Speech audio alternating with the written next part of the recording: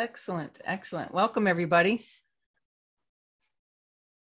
Looking forward to sharing some color knowledge with you guys.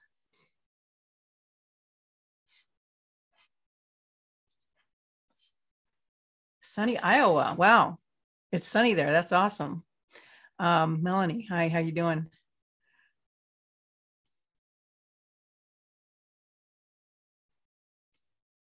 Okay, so let's see. Just getting my screen kind of organized here so I can see all the participants in the chat.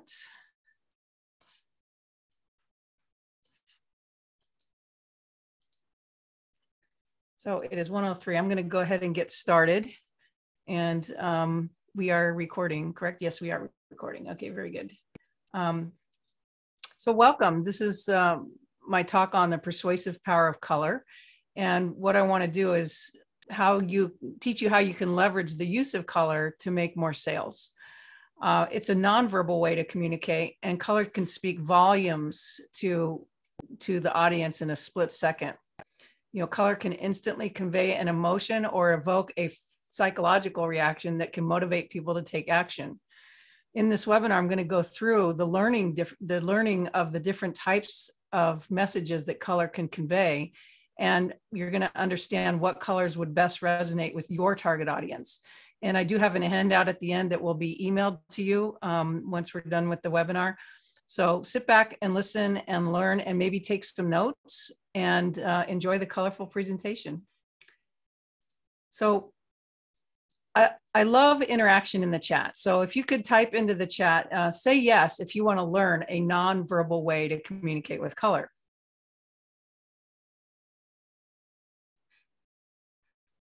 Hi, Arlene. Good to see you. Say yes if you want to convey an emotion or evoke a psychological reaction in your marketing using color. And finally, say yes if you want to learn what colors work best to resonate with your target audience. Yes, yes, yes. I love it.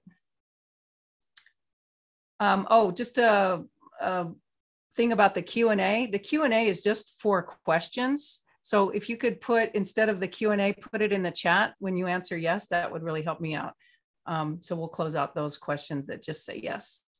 All right. So after working with a speaker on her slides, she made $72,000 speaking from stage in just a 30-minute talk. Would you like to know how I helped her? Well, stay tuned, and I will share this with you at the end of this talk. Welcome, my name is Bridget Callahan, and I am going to share with you how you can generate that wow factor and increase engagement from the color. And since we're going to spend a little time together, would it be okay if I tell you a little bit about myself? Heck yeah. I'm reading a previous yes. Anyway, I get to do what I love every day, and I get paid for it. I get to work with amazing clients and help up-level their slide presentations and branding elements to match their expertise. And some of the award-winning packaging I've designed includes these elements for natural products industry. We've been working with these clients for the last 20 years. And that includes packaging, labeling, display boxes, sales sheets, and logos. And it also includes event programs like flyers and collateral and lanyards, name tags, and commemorative pins. And in the past 6 years, we've won awards in graphic design in these areas I just spoke about, and also including website design. We've won awards for that, as well as our slide design. You know, but it wasn't always that way. When I was in 5th grade, I really loved drawing, and I loved artwork. And I would stay in my room for hours and just draw. And I loved art class in school. And I remember they had this competition. And I was like, oh, I like competitions. Let's do it. And I came home with 2nd place. And I was really proud. And I wanted to show my mom. And I could hear my stepfather in the background going, "You'll never make money as an artist." I was like, what? Are you kidding me? I was devastated. Like, how could he say that? He just didn't get my passion. So I became this committed person to prove him wrong. I did good in school. I got a degree in art from college. And in the next 30 years, I was working on my craft as a successful graphic designer. I worked for various companies in their art department. And even before computers, I learned the skills of graphic and slide design working with various companies. We used to work on a drawing board, similar to what this guy's sitting at. And I started my own graphic design company in 1999, and I've been successful in business for 21 years. These are some of the clients I've worked with, some Fortune 500 companies, including medical, banks, and auto. But you know what I really want to do is I want to thank you for being here today, because it's being with like people like yourself that I really love. And it brings me so much joy. I want to also give a shout out to SCORE for providing this stage for me to speak on and for allowing me to make a difference for all you business owners. SCORE is a national nonprofit organization, and it's a partner with the U.S. Small Business Administration. We have over 100 unpaid volunteers like myself, and we offer our services at no charge through funding from our sponsors in Congress. Since 1964, SCORE has helped 11 million businesses. And let's see, where am I? So these are some of the sponsors that are sponsoring this presentation. And this is the Small Business Huge Impact. This is what people have gotten out of participating in mentoring and seminars and stuff. And how SCORE OC can help you is through no charge mentoring. What is that's no charge. You get mentoring from these amazing people that have been successful in business. And it's either face-to-face in person, or they meet through Zoom. And also these no charge workshops like here, live workshops, online webinars conducted by subject matter experts. So if you're interested and you want to reach out to a mentor, please do a screenshot of this screen, or write down their phone number. It's 714-550-7369. And you can schedule a call and get an appointment with a mentor. Or you can schedule an appointment online. It's orangecounty.score.org, and then find a mentor. I really recommend that you do that, because who my mentors are were two of my favorite people that I met through SCORE is John Pietro and Tom Patty. And they were instrumental in guiding me to shift my business from a typical graphic design studio to focusing primarily on presentations and design and strategy. And that just like transformed my world. I mean, I was just this little tiny person, and now I see myself working on a whole bigger scale. So get a mentor. I'm telling you, it'll make a huge difference. So let's get into this persuasive power of color. All right. And what I mean by that is like persuasive, you know, you think from your audience's point of view. What do they need to understand about your product or service? And then there's leverage, you know, how marketing can convey our best message quickly and for maximum advantage. So what I want you to walk away with today is how color can communicate in a nonverbal way in a split second, how color can instantly convey an emotion and evoke a psychological reaction that can motivate people to take action. And in this webinar, you're going to learn the different types of messages that color can convey and understand what colors would best resonate with your target audience. So sit back, take some notes, and enjoy this colorful presentation. 85% surveyed, these are consumers, state that color is the primary influencer of purchasing decisions. So you want to ask yourself, when you go into the store and you're looking at a row of products, competitive products, all that kind of stuff, what attracts your eye? And everyone's a little bit different, but you know, there's certain colors that attract your eye, or certain ways of it being portrayed. And then 80% say color increases brand recognition. I'll get in more to that later, but when you think of Target, the supermarket store Target, what color is that? It's red. Or you think Coca-Cola. Coca-Cola has their own color red, right? So you want to think that that color puts so much meaning into that brand and that company and what it associates with. But why did they choose red? We'll get into that in a minute. And then 42% online users base their opinion on a website from its overall design alone. Did you know that? I mean, I knew that. That's my business. And then 52% of online users do not return to a website due to its bad aesthetics. say yes if you've ever been to a website that just had a really poor user interface and you just couldn't navigate around. He says, I'm out of here.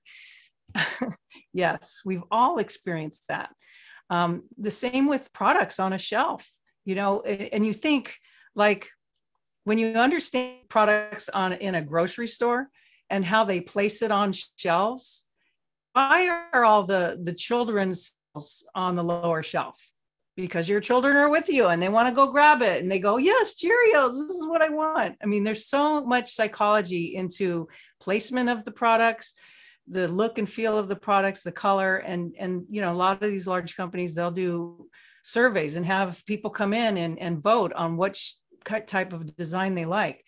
And I was doing a little research earlier today and I found a website that said bad logos and how they were redesigned and what makes a bad logo. I mean, that's another talk altogether, but it was interesting how bad these logos were. I mean, they were highly inappropriate and people didn't see it. Once they actually went to public to see it, I actually have to show you at the end of this, but it's amazing how, you know, if you're going to have a logo for a company, and I don't think all companies need a logo. You don't need a logo to do a business. I'm not saying you have to have a logo, but logos do have a branding aesthetic and an understanding and a relationship. Like when you see the Nike swoop, you know it's Nike and you know what they're about instantly. So how do we progress that into color? So we're going to talk more about that. So I threw a couple of slides up here that are just like a multicolor of pixels, so to speak. And when you look at this, what do you think? You know, yeah, it's a rainbow of colors, but then there's some shapes happening. And for me, I mean, as a person that loves color and all my life I've loved color, I look at this and I go, I love that. You know, I want a whole wall painted like that.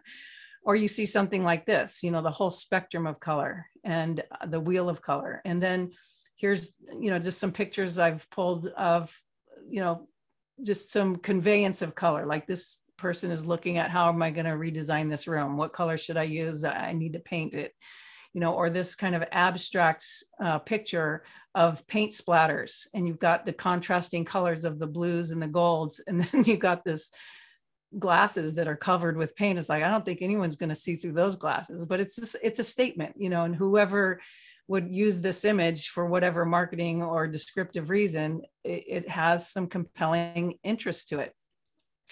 And then I love this one. It's you're blowing dust of color, right? And if you pull out from this image, you can see she's got paint on her face, or it's probably a color festival or something. And then just some other pictures of color, painted face, the expression, the emotion, you know, and the color can sway our opinions of all this, right? And then a typical couple looking at colors for their interior. And so most studies have shown that colors stimulate different areas of the brain by promoting excitement or tranquility. So in your marketing, you can influence your customers and impact their conversion rate by grabbing their attention and triggering certain emotions. So understanding color coordination. We're going to talk a little bit about the color wheel. So I'm going to give you a little lesson on the color wheel. This is what we learned in college when I was studying art.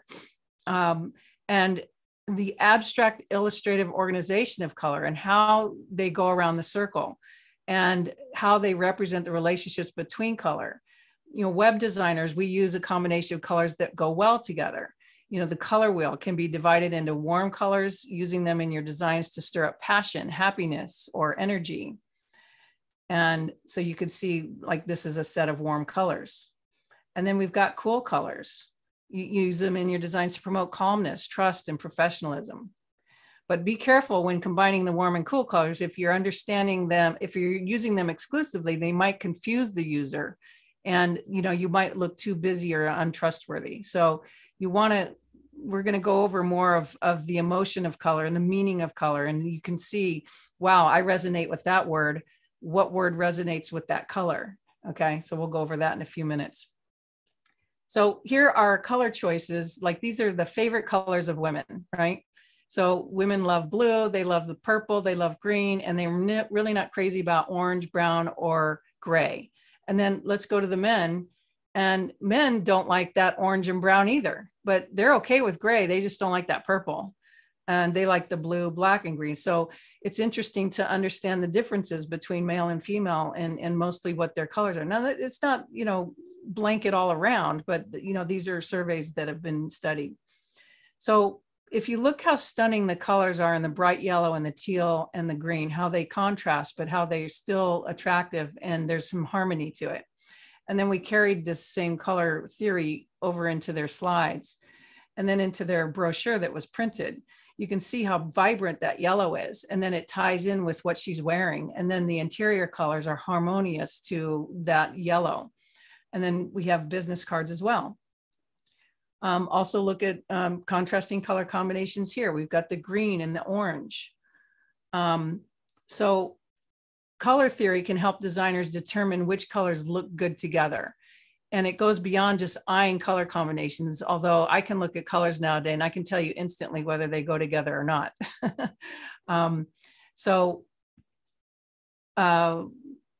At the heart of color theory is the color wheel, which is created in the late 17th century by Sir Isaac Newton. And best known for his physics breakthrough, Newton mapped out the color spectrum into a circle. So if you look at this, we have triadic, okay? So it's a basic triangle. So if you look at yellow, then it's going to go with the red and the blue. And if you turn that dial, you can, you know, rotate it over to the green, and then you're going to get the orange and the purple. So that's triadic color. And the 12-step color wheel is what this is an example of. You select 3 colors located at 120 degrees from each other, and 1 color is going to be your background, and then 2 are for content and navigation.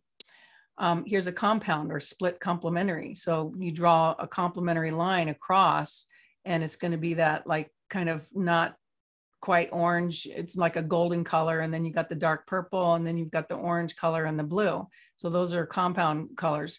And the concept to use 4 colors is 2 contrasting pairs and 2 complementary pairs. Then you have analogous. I know this is not something you need to remember, but I'm just walking you through. If you ever heard these terms, you can understand them better. It focuses exclusively on complementary colors. They're vibrant, and like the red, orange, yellow is analogous scheme, which seem to very energetically and lively. While the scheme is relatively easy to pull off, the trick is in deciding which vibrancy of color do you use, as it will be exaggerated, okay? And then here's Adobe color. We use this a lot when we're trying to pick colors for a client.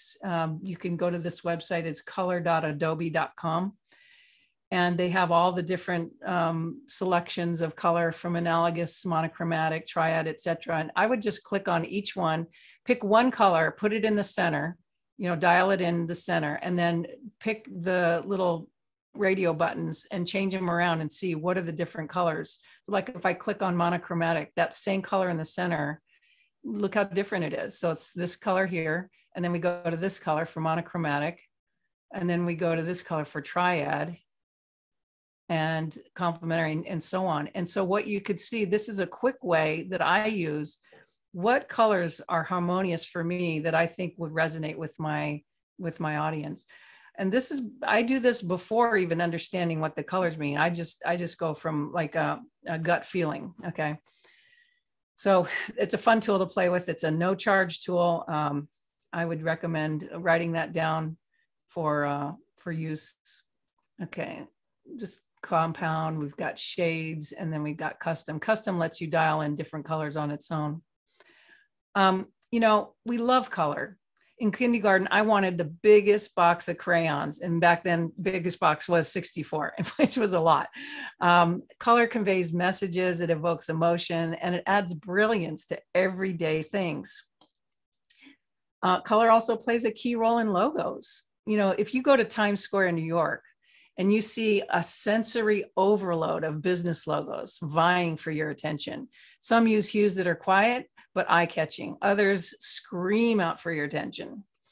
That's just a little animation to kind of show all those colors there and logos. Now this is a cool guide. It's the color emotion guide.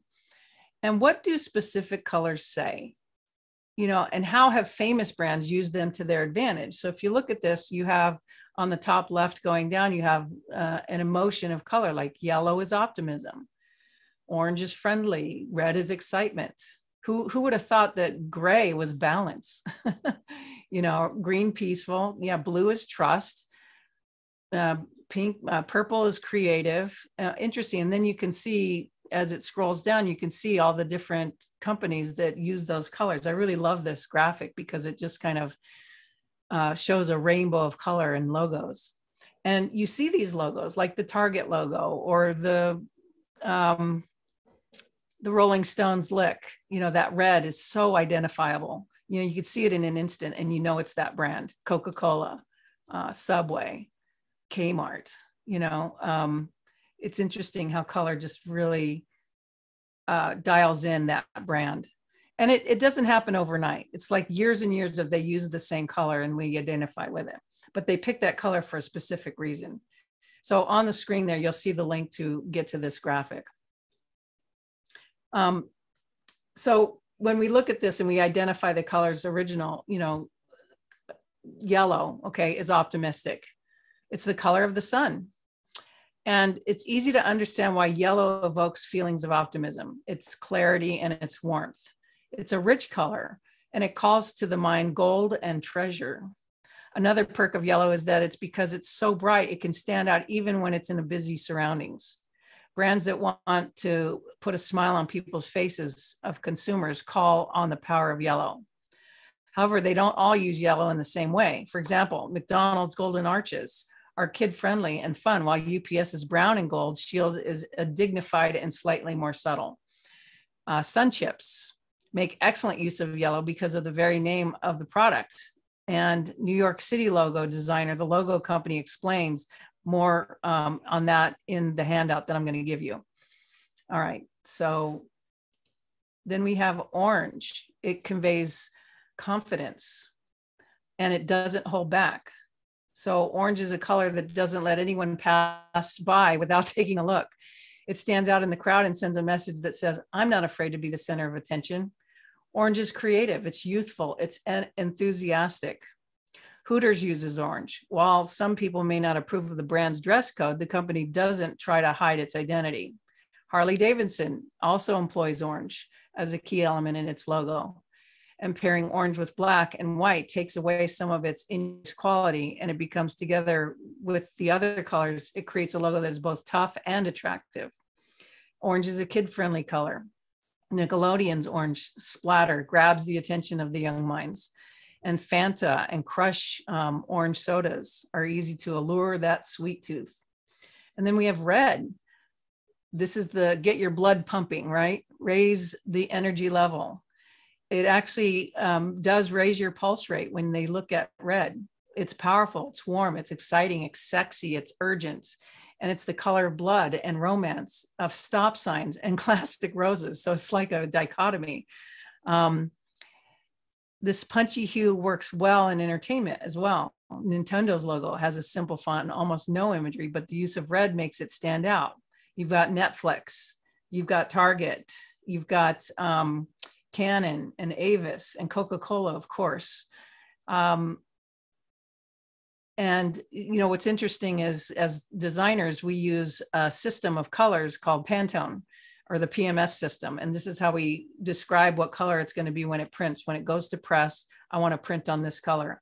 And Coca-Cola has its own Pantone. And you can't use that color in anything else. It's like they branded that color. It's quite interesting.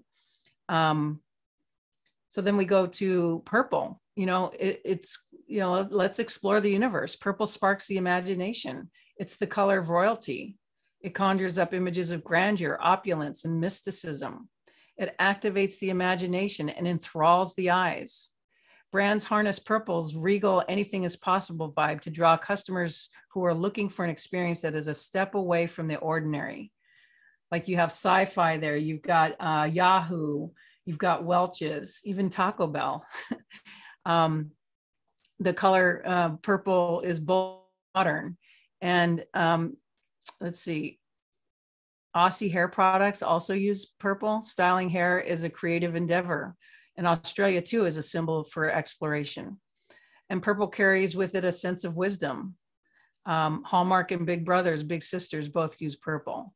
Greeting cards offer wisdom and serving as a mentor to children as they act on someone wise and willing to dive into new things.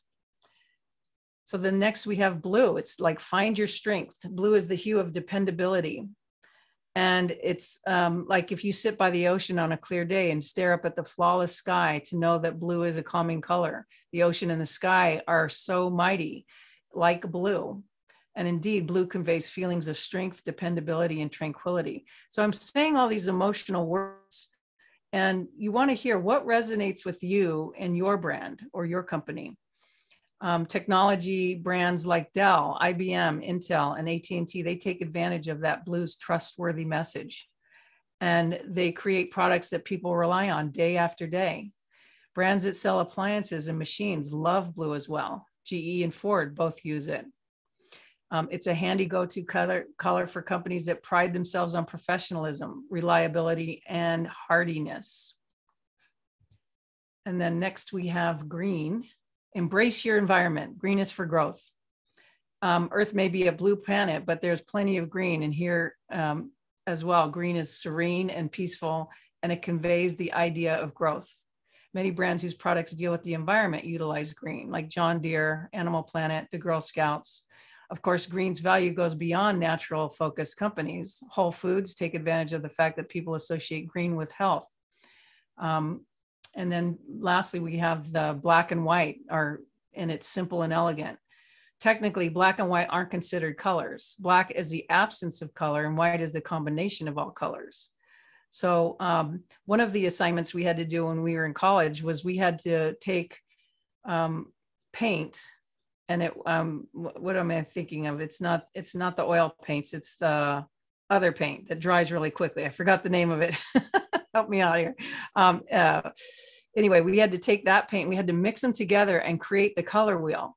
So we were actually experimenting. Okay, what happens when I mix yellow with blue? Oh, look, I got green. And so we got it in our blood, in our bones of how colors, mix together, how they create different colors. Acrylic, thank you. Yes, that's the word I was looking for.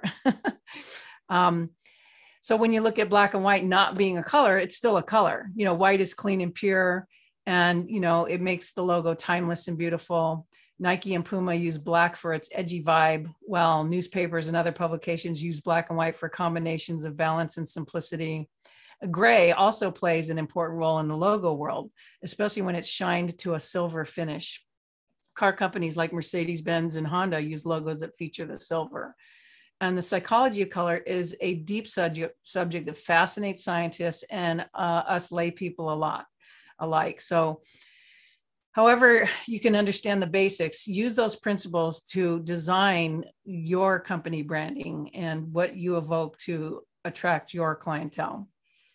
All right, so we're going to get into the weeds here. Color psychology. And this diagram, I'm going to go into detail on it. So don't worry, I know you can't read it. I just wanted to show you the totality of it and the rows of colors and how detailed this diagram is. So again, we get into red. And if you look in the top right, it lists the emotion. So this is what you want to listen for and look for. And if you have a piece of paper or you want to take some notes, when you think of your company and you think of your brand, you think of the people that are attracted to your services, what emotions evoke that? So if you're like, I'm reading through excitement, energy, passion, courage, attention.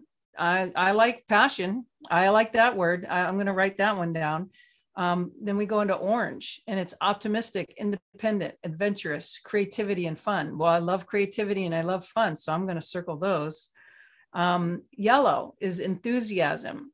It has opportunity. It's spontaneous. It's happy, and it's positive. So do any of those words ring for you? And then blue. Blue is trust. It's responsibility. It's honesty. It's loyalty. And it's the inner security. Think of IBM blue. And then you've got green for safety, harmony, stability. I think of green. What's the first thing you think of when you think of green? I think of a green light. You know, green says go. It also has reliability and balance. And then violet, this is an interesting one. This is imagination and spirituality. It's also compassion and sensitivity and mystery. And then pink, I love this one. Pink is compassion and it's love, of course, but it's also immature. It's playful and it's admiration. So interesting words. And then brown is reliability, stability, honesty, comfort, and natural. And I'm thinking of my bank that I put my money in. I trust that bank. They use browns, you know, for that honesty and that stability. So I'm just getting present to that now, like, oh yeah, that reminds me of my bank color. And then gray is neutral. It's practical. It's conservative.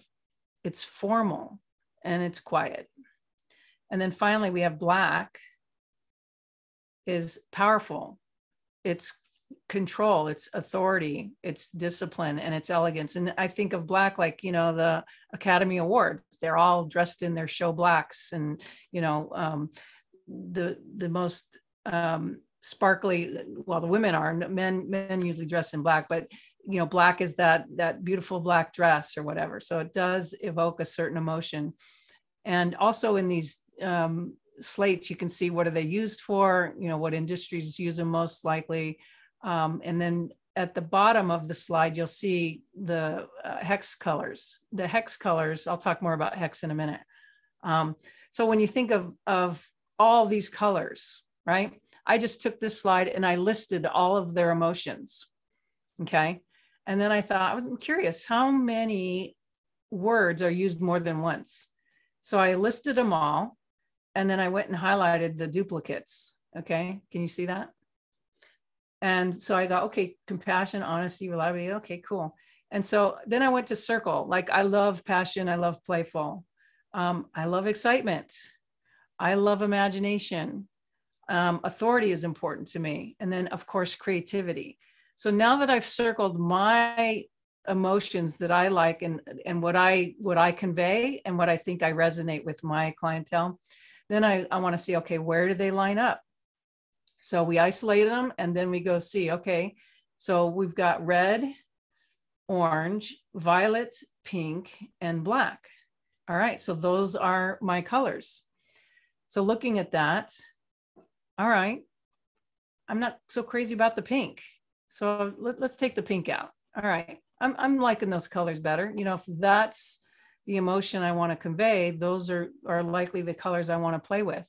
And then the hex colors, down on the bottom, this is a 6-symbol code made up of 3 2-symbol elements, and each 2-symbol element expresses a color value from 0 to 255. So it's code. It's written as a formula that turns the value into unique alphanumeric code. So the hex code is what you use if you're like creating websites, you know, or creating, you could even use it in Photoshop, Illustrator takes hex codes, PowerPoint, slide design takes hex codes. So it's kind of like the new number now is you got to know your hex decimal codes. So let's, okay, so what just changed? Okay, I'm going to go back one slide. I felt like that purple was a weird color, so I changed it. I just changed it a little more. It's a little more violet. It's subtle. And you'll notice, I'm going to go back to the previous one. Look how the number changed. Okay, so this number violet is 6F3. This next one is 8C3. It's subtle, but I just felt like this one resonated more with the other colors. So you have that ability to adjust the color to where you feel like they resonate with everyone. So these are logos that use these different colors, like Yahoo is in the purples. Nivea has that blue and white. And then Facebook. Everyone knows that's Facebook blue, right? And then we don't even have to have the name on here. We all know it's Target. Do you remember when commercials started taking the word Target away and they just showed the icon? I remember it. But that's when you know you really have an icon of a logo where you don't have to have the name next to it anymore. Like Nike Swoop. Nike Swoop doesn't need the Nike anymore. You know, here we have Nike Red, but you know that Swoop without the word Nike. And then we have Fanta Orange. So I'm just kind of going through the rainbow of colors, right? Golf. And then Best Buy. So here's an interesting thing. Best Buy just did a redesign. So their new logo on the right diminishes the shopping tag because brick and mortar stores are dead. What are they saying? Really? We can't go into Best Buy anymore and look at all the new TVs and stuff? But, you know, that's kind of where it's all going. And then we have the Amazon logo. It's a very simple logo, but how many of you see the arrow that looks like a smile and it actually points from A to Z? Do you notice that? It represents that Amazon sells everything from A to Z, and the smile on the customer's face when they bought the product. So there is a meaning behind the logos. Now, I was digging a little deeper, and Amazon designed this icon for their mobile app. The problem is the icon on the left was the original, and they had to redesign it to the right because what they said after breaking out into several countries, that logo reminded them of Hitler, the mustache of Hitler. And that shape is forever embedded in our subconscious. So they had to change the logo. And now they have like this blue little tag here that looks like a piece of tape. So that's the faux pas of designing a logo. That's what happens. You got to be very, very cautious of what the different meanings can make. And different countries have different meanings with color. I know in China, they love red, but other countries may think red is not so great. So you really, you know, if you're picking colors and you're going into different countries, be mindful of that. All right, so back to our colors, and we look at the emotional, you know, words of the color. So I zoom in, we've got the optimism, friendly, excitement, creative, trust, peaceful, and balance. And as you scroll down and wrap around, you've got these symbols. You know, balance is the yin yang symbol. Peaceful, of course, is the peace, and so on. So I love that. I love iconography. I love pictures that speak 1,000 words, and tying words to pictures is always fun for me. So, you know, I'm an expert in designing slides, but I also design packaging and websites and things like that. So when designing impactful slides or graphics, so your audience is interested in your products or services, that's what I help you with. And understanding color is just one aspect of that. There's so many other aspects in design. You're like, what fonts do you use? How big are the fonts? What's the layout look like? What are other colors that are being involved? What pictures are you choosing? There's just so much involved in design. And if you're a designer, you know what I'm talking about. If you've ever worked with a designer, you probably know what I'm talking about because you've been through the ebbs and flows of how a design progresses. But I love what I do. And a lot of people love what I do. We've got 58 people in attendance right now. So I guess some of you are resonating with this conversation. And earlier I told you about my friend, Helen Chang. She made $72,000 from a 30-minute talk, and she helps people write their book. And she's to an audience of real estate investors. And she was telling them, you need a book to increase your authority. And because we worked together and we worked really hard on our slides, and it just changed how she got on stage and presented herself. I mean, it transformed not only her, but it transformed the audience, and they really connected with her. And she was able to convert so quickly with having that practice and having slides that matched her expertise. She's one of my favorite clients. I love her. So let me see here. I guess I'm wrapping up. Can you tell? I hope you learned some stuff about color today. If you have any questions, you can reach out to me. I'll drop my email in the chat. But, you know, color and color combinations probably look different for you now, and the meaning behind color. And you want to see how you can improve your marketing materials by understanding what colors resonate with you and what colors resonate with your audience. And I want to just stress, be careful choosing what you like. You really want to get in the feet and then the seat of your audience. Now, if your audience is a lot like you, then that might resonate. But, you know, in some cases, your audience may be completely different. So you want to make sure you're fitting your branding and your marketing to their eyes. You're going to get better sales if you do it that way. So look for an email from link to download these slides. I'm going to give you a handout of the slides with my notes. Okay, so you're going to have the thing. And I guess I can just go to questions. So if you have a question, put it in the chat, in the QA. It'd be easier for me to see the QA or than the chat, but would love to know if there's anybody here that has questions.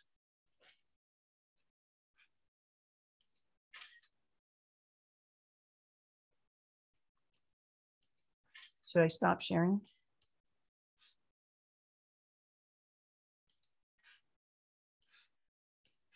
Let's see, I lost everything. Where did my chat go? There it is.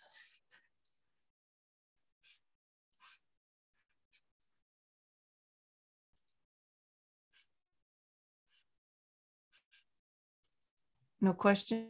No open questions. There's one in the Q&A, Bridget. What color did I change client's presentation to? I can't remember what background color we used, but she had a logo. I think it was in the greens. And we used a background color that emulated her logo, so to speak. We kept it dark so that when you put slides on it, you want the lighter parts of the slide, like the text, because our eyes draw to the light. So that's what we use. But mainly what made her presentation so impactful was the different photos. It was just a string of photos that she spoke to. And I call this the Hollywood effect. It's like watching a Hollywood movie when someone presents. It's not a boring slide with all this text on it that you have to like stop and read, and they're reading it too. And don't they know I can read? Why are they reading it out loud? And you know, your brain just gets over inundated with all the text that we say, let's eliminate the text. Let's just have visuals. You saw a little text on my slides today than I normally use, but most of them were pretty visual. We're just talking color here. So I think that answers that question. Okay. And then how do I, okay, Milo. Hi, Milo. Are you ever concerned that red, meaning danger, could be a concern in use when you mean to implement one of the other qualities? Very curious using red text for that reason. Well, you know, you can't control what you think, right?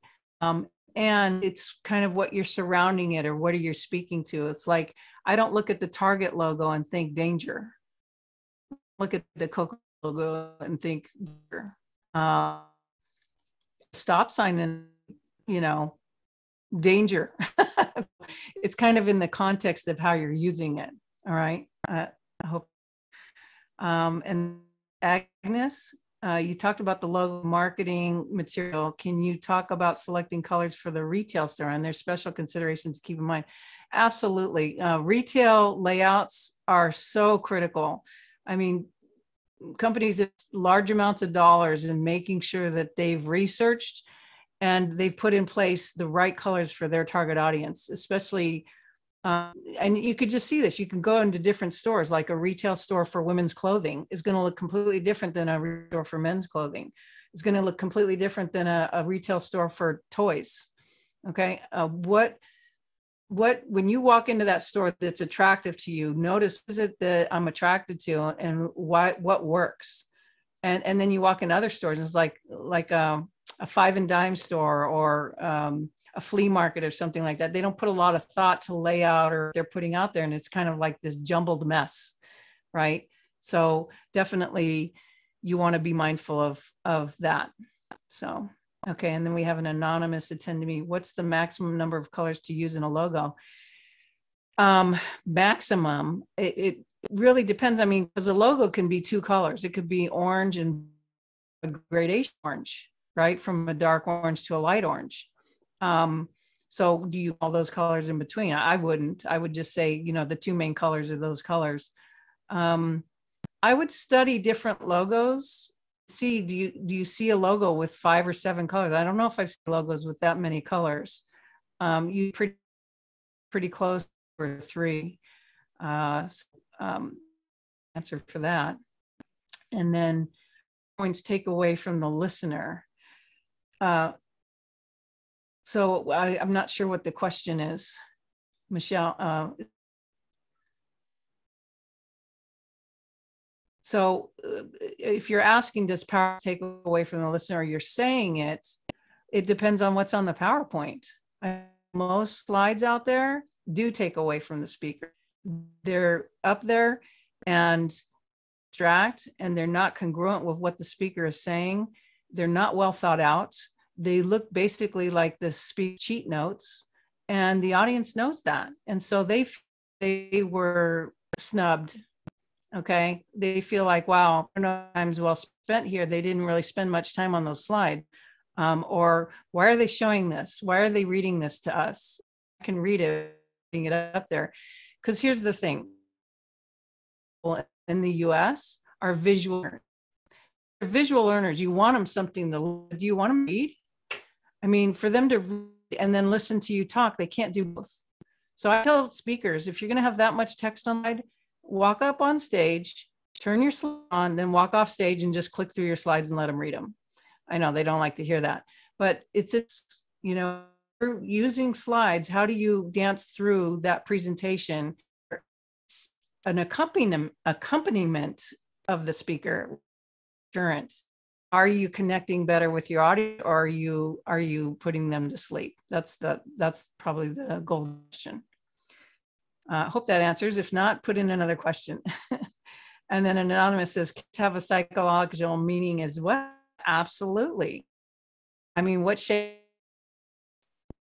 You know, or caution signs, the triangle. Shapes do have a lot of meaning. Circles, you'll see circles like continuous, you know, never ending kind of feeling. Definitely shapes have a big, it really depends on what your logo is using and what do the shapes mean. So all great questions. I love it. Let's see, we've still got a little time. Does anyone have any other questions? Okay, good. How can one know what your audience resonates with or wants? We can't even buy a wedding ring for your wife. I'm not sure what that means. We can't even buy a wedding ring for your wife. So it depends on the product, right? But you have to do product research. You have to find out what resonates with them. And you could do it through surveys. You could ask them. A lot of companies, before they launch a product, will have, you know, I forget what they like bring them into a room and they do a test market, right? They ask them, what do they think? And fill out a detailed survey. So there's different ways you can find that out. But the best thing, if you're a small company, just ask them. You know, they'll be interested in wanting to share with you, you know. You can't, yes, you can know what people want. The only way you're going to know is if you ask them. And are there free apps that allow you to take a picture of something and it gives you a hex code? Are they accurate? Actually, there is. Adobe has an app. I think it's free, but I have the Adobe suite, so I might have gotten it through that. I'm not sure, but I think there are apps out there that will shoot pictures. And what's cool about some of these apps, I mean, there's some really cool colored apps. It will shoot the colors and then remember the colors and then put them in a like a palette so you can remember those colors. Like if you go to Home Depot or something and you see a wallpaper that you like, or a hotel, and said, well, I really like the color combination here. You can take pictures and then tell you what those codes are. So yes, look for them. Oh, we're moving through the questions. Who's next?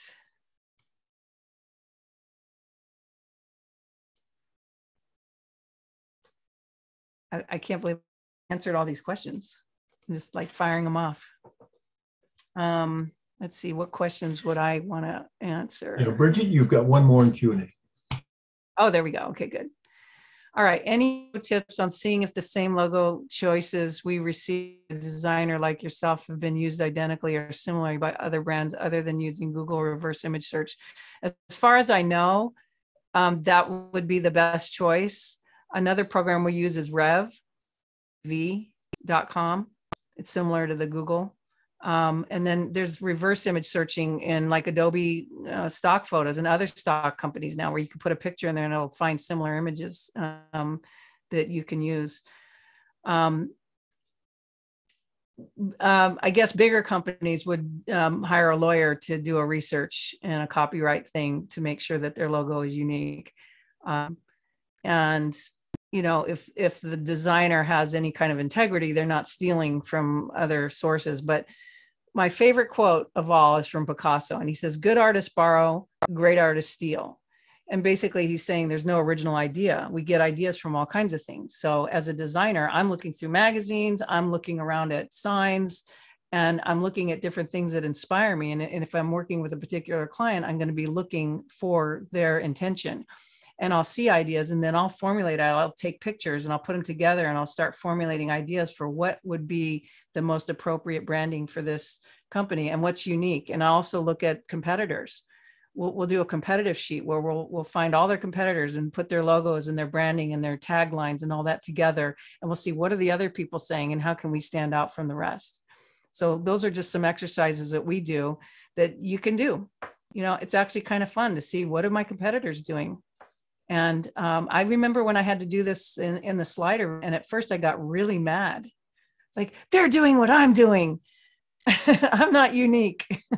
But then I turned around. I said, well, why am I doing this? I am committed to audiences never having to deal with a boring presentation again. And they're on my side. They're wanting that same outcome. So we're all kind of in the same boat together, helping people. So it was an interesting study in myself, in my own head trip of, I don't have to get jealous or I don't have to get competitive, but I can look like we're all in this thing together to help people, you know, have better marketing to connect with their audience. It's a good practice. So we have one hand raise. What's the hand raise for? I don't know what that's for. Let's see, Dr. Gregory raised his hand. Okay, you want to talk about a little bit about fonts. So when you look at fonts, most people don't really realize this, but fonts evoke a meaning. I mean, think of a font that looks like a Western movie. And then you're going to use that for a woman's perfume. It's not going to fit, right? When would you use a Western style font?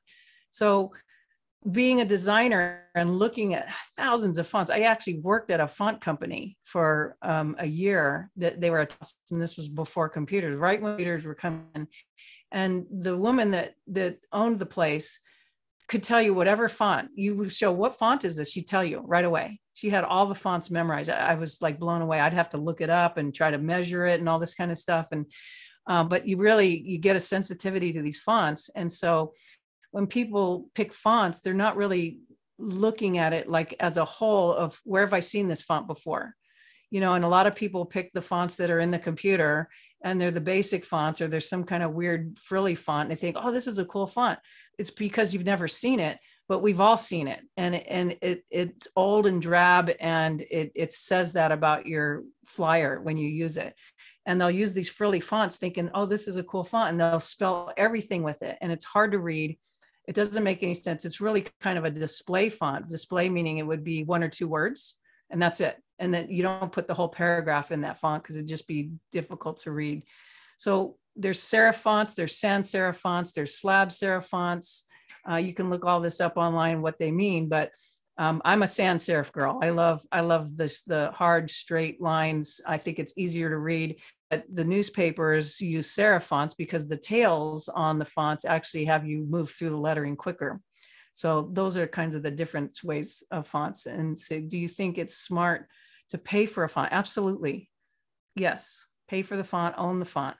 And where do you look for quality fonts and to buy the rights to? Just Google it. I mean, Adobe is one of the biggest foundries out there for fonts, but there's other type foundries out there. And there are font designers that sell their own fonts. Okay. And you can buy them from there.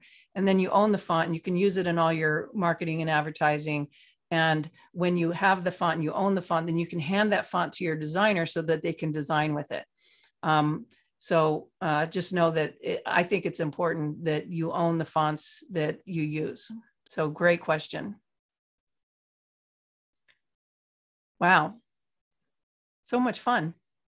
Thank you guys all for coming today. I'm afraid to hire a US-based designer that would outsource the work overseas to India. How do you prevent this? I don't know if you can prevent it. You just want to look at, why are you afraid of them using whoever they use? They might have some, skills and stuff that help that artist do a better job. And whether you know it or not, if they're doing a job that you need and they're doing it in a timely manner and they're doing it to your expectations, why does it matter? So that would be my say. So I use artists internationally, and they're very hard to vet. It's a lot. And yet when you find a few that know what they're doing and can communicate with you, man, they're gold. They're gold. And they see a different point of view. And sometimes they see different areas, but we're all one world here. And they have skills and we have skills. And I wouldn't segment that, as I just want US based people. The other option is you use an artist that comes and works in your office, so you have an eye on them all the time. Yeah, that would be my answer. Good question. All right. Well, I am working on a couple of new talks. I haven't posed these to score yet, but if you're interested, I would love to hear an answer. I'm looking at talking more about logos. Okay. Like, how do you design a logo? What makes a great logo? What are some of the great logos out there? So it might be a talk just on logos. Another one is branding, or packaging, like understanding packaging. Why is packaging so important? And how do you become distinct with your packaging? You can stand out from the rest. I've done many years of package design, so I would love to see if there's people interested in packaging. So if any of those resonate with you, go ahead and just put it in the chat. I would love to see a talk about that or this. Lillian says, I want to add to your answer that we work with US-based designer and offshore, and they are both excellent. Thank you, Lillian. Yes, it's my experience as well. And then M. Fong, for a startup that doesn't have funds to hire professionals, how do we learn more? That's a good one. I mean, it's kind of like, I could learn to change the oil in my car, but I'm not going to do it.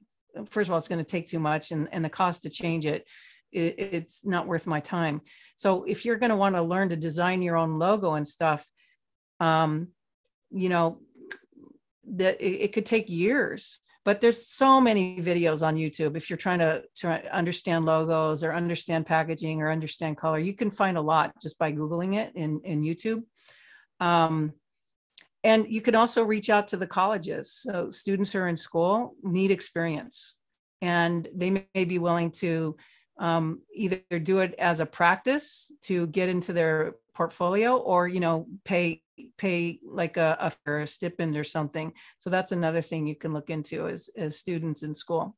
And then we have, so would you say after we incorporate business and have a solid business plan and enter into the marketplace, that it would be wise to only show our top 3 logo designs created for us to those who fit our demographic? Friends we know who will give us their true opinions, but not familiar with the sector we're in. How many logo designs are usually produced by a designer anyway? Great question. We average 2 to 3 design ideas. If many, they can't decide.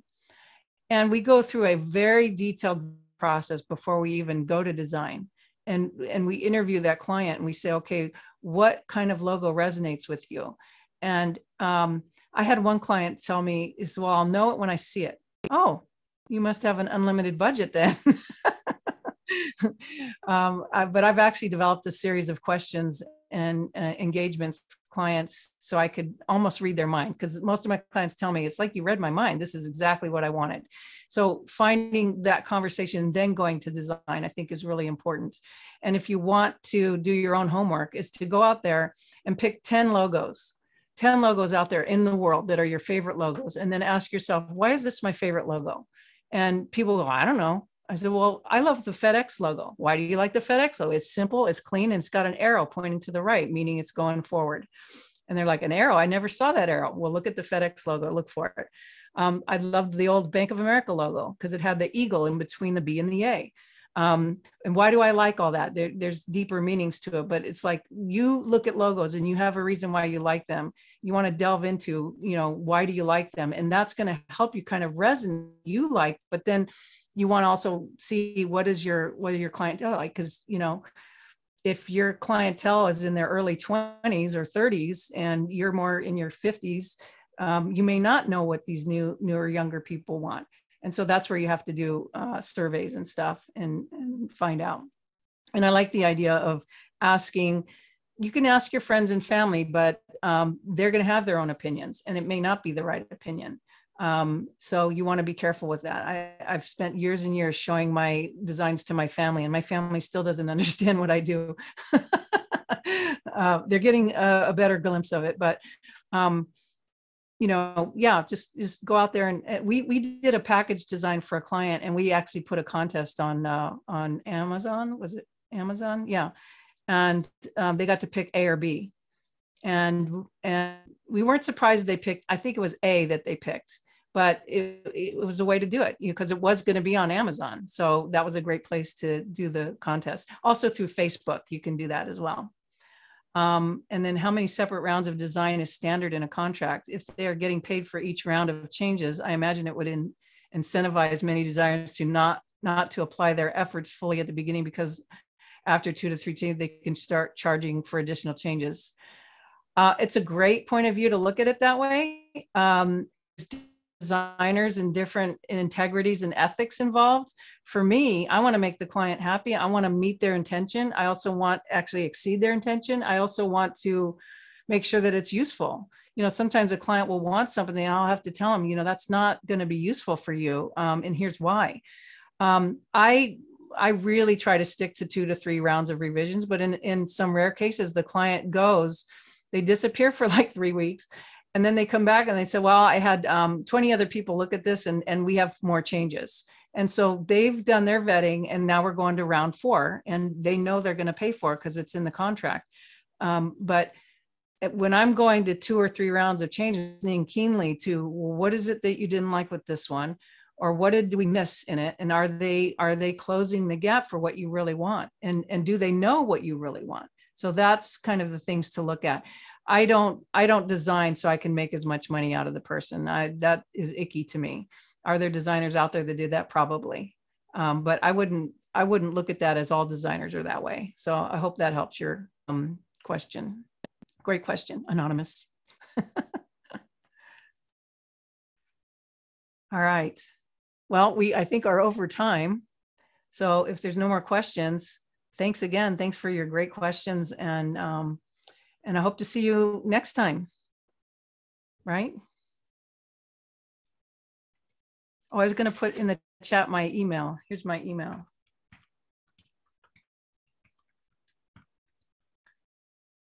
So you can email me. Oh, that was the host and panelists. Oh, we can't email to everyone. Hold on.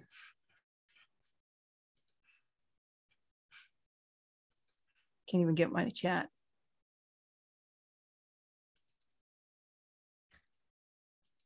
To everyone.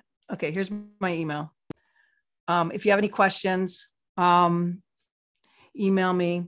I'll be glad to answer. I love interactions. Happy holidays to you guys.